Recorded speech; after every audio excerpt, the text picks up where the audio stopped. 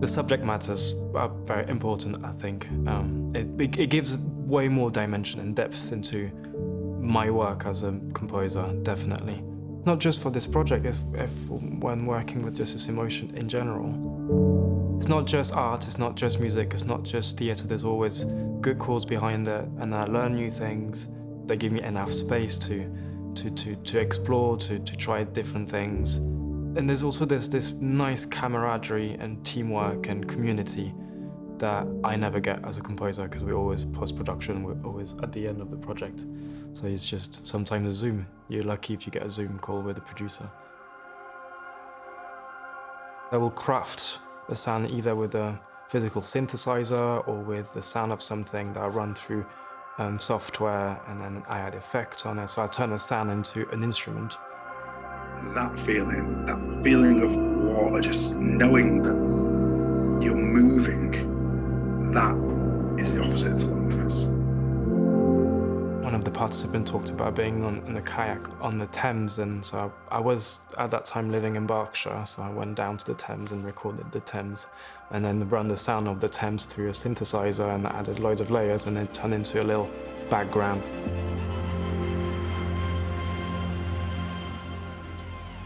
You feel like there's never going to be a light.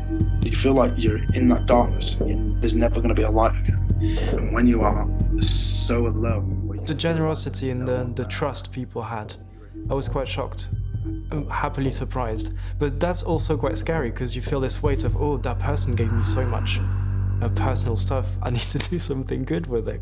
I always have to think or ask, are we going, is that too far? How is that person going to receive it? Because it's sensitive stuff, some of it.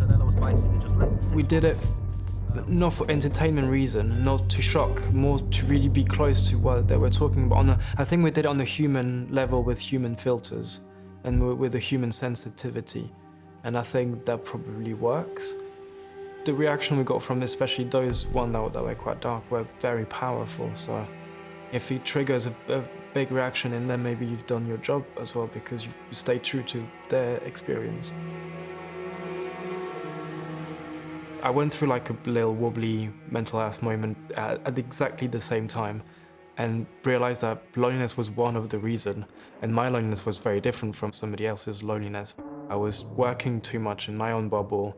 I worked from home, so I barely went out, and you add on top of that the getting older and career and virus, and you add all of this, and then you start being scared of leaving the house, and etc., and then you create a little bubble.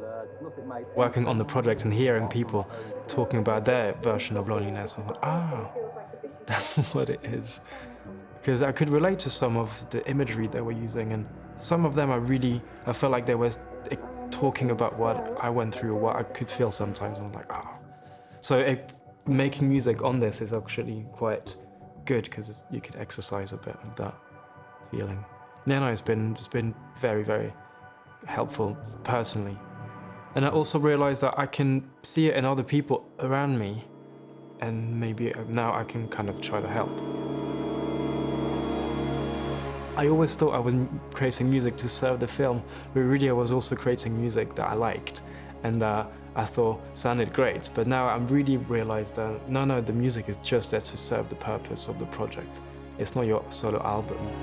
I think in any music I'm going to be making now, there will be that kind of idea of what's the purpose of it. I'm going to push myself to when I feel like I'm not worth it. I'll give myself a purpose. It's not always just go out and see people, because we found out that a lot of people feel lonely in a crowd or amongst friends. So I'll make sure that I always have a project that I like with people that I like.